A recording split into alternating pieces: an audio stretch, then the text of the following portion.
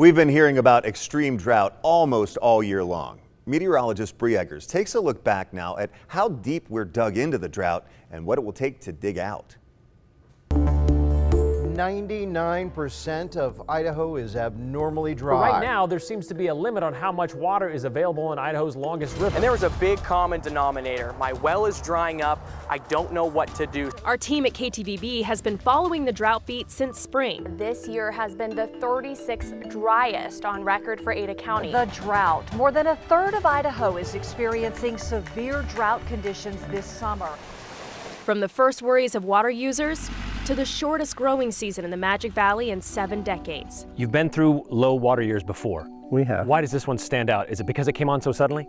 No, because it's so drastic. We saw the dramatically dry situation in August with reservoirs emptying rapidly. That bottomed out this boat overnight. With another 2 vertical feet tomorrow, it'll be left completely on the shore. Now we begin another water year with nothing left in the bank. Most of our reservoir systems have been tapped out. So how did we get here? At the beginning of last spring, the water outlook, it wasn't bad, generally speaking. Most of our mountain areas had decent snowpack and the reservoirs still had a bit of carryover for emergency supply.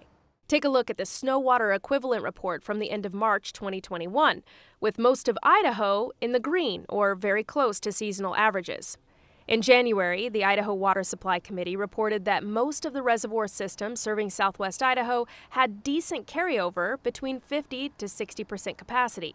When last winter wrapped, most of our region wasn't worried about water. But let's go back to the snow water equivalent map again, the one from the end of March. You see that the central part of the state, including the Big Wood, Little Wood, and Big Lost region, not looking good on snowpack or reservoir carryover. Part of the reason for this could have been our unfavorable storm track. Many of our great snowmaking storms last winter would roll in out of the northwest and the west. The available moisture would get wrung out over the west central and Boise mountains, leave the central part of the state just missing out.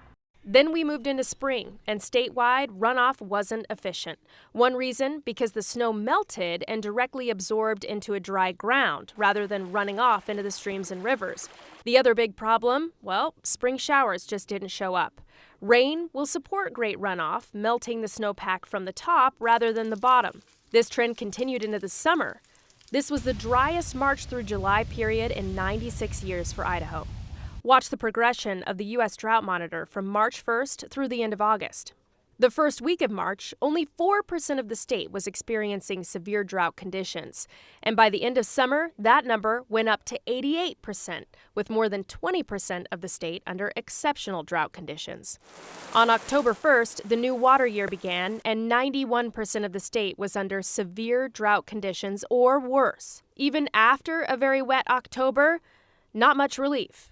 With where we're at right now, experts say that we'll need the coming water year to produce at least 120% of average to enter into recovery mode. But it's worth noting, if the wet weather in October is any indication of what's to come, then the outlook is hopeful. You've seen a lot of talk about a bomb cyclone, people calling it a bomb cyclone. I know it sounds really flashy. At the end of October, our region saw the perfect storm setup, the bomb cyclone off the Pacific Northwest coast. It supported an atmospheric river that pumped a fire hose of moisture into the Gem State, and really right where we needed it most. Some mountain areas picked up 3 to 4 inches of precip. It decreased our exceptional drought conditions from 23% of the state to just 5% of the state. It's a start, but experts say the region still needs at least 2 to 4 more of this type of storm event to dig out of the drought.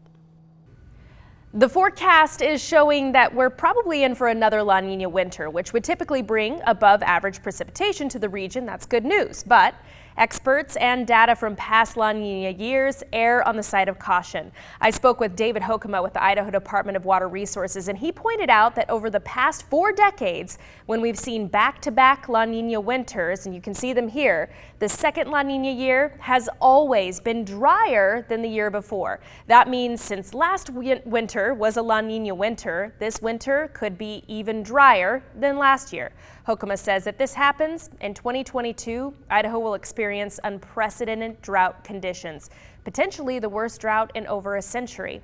So we'll continue to monitor the forecast as we head through the colder and hopefully wetter season. I'm meteorologist Bree Eggers for Idaho's News Channel 7.